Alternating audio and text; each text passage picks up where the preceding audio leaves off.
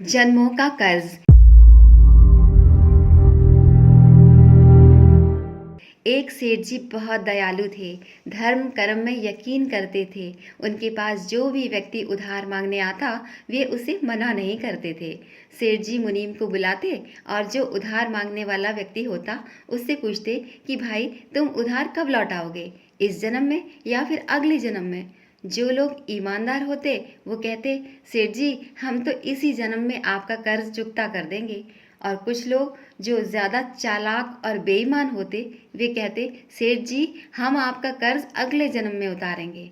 और अपनी चालाकी पर वे मन ही मन खुश होते कि क्या मूर्ख सेठ है, अगले जन्म में उधार वापसी की उम्मीद लगाए बैठा है।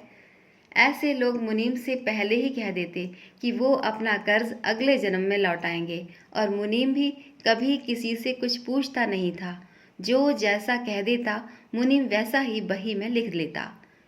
एक दिन एक चोर भी सेठ जी के पास उधार मांगने पहुंचा।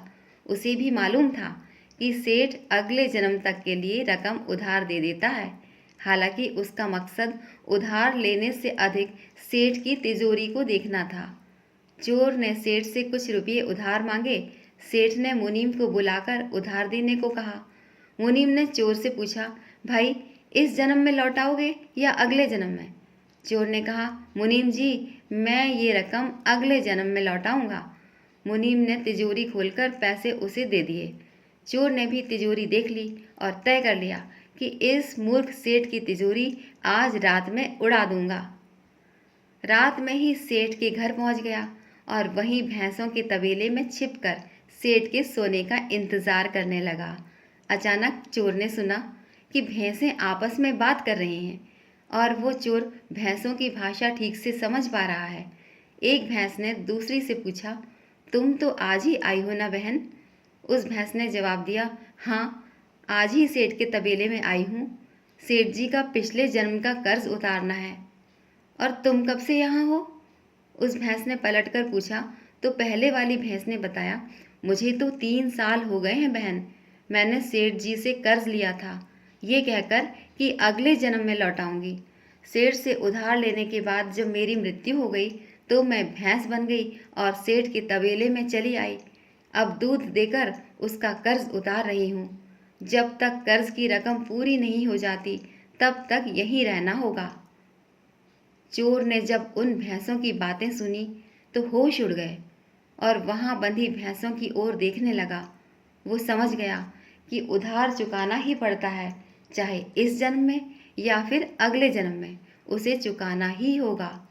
वो उल्टे पांव सेठ के घर की ओर भागा और जो कर्ज उसने लिया था उसे फटाफट मुनीम को लौटाकर रजिस्टर से अपना नाम कटवा लिया।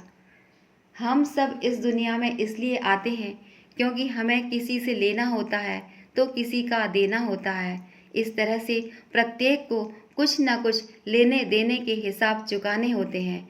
इस कर्ज का हिसाब चुकता करने के लिए इस दुनिया में कोई बेटा बनकर आता है तो कोई बेटी बनकर आती है, कोई पिता बनकर आता है तो कोई माँ बनकर आती है, कोई पति बनकर आता है तो कोई पत्नी बनकर आती है, कोई प्रेमी बनकर आता है तो कोई प्रेमिका बनकर आती है, कोई मित्र बनकर आता है तो कोई शत्रु बनकर आता है, कोई पड़ोसी बनकर आता है तो कोई रिश्तेदार बनकर आता है। चाहे दुख हो या सुख, हिसाब तो सबको देना ही पड़ता है।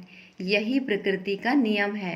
यदि आपको हमारी ये वीडियो पसंद आई हो तो इसको लाइक करें, कमेंट करें और शेयर अवश्य करें। हमारे YouTube चैनल ऋषि चिंतन को सब्सक्राइब भी कर लें, साथ ही बेल आइकन को भी दबाएं ताकि आने वाले वीडियोस की नोटिफिकेशंस मिलती रहे।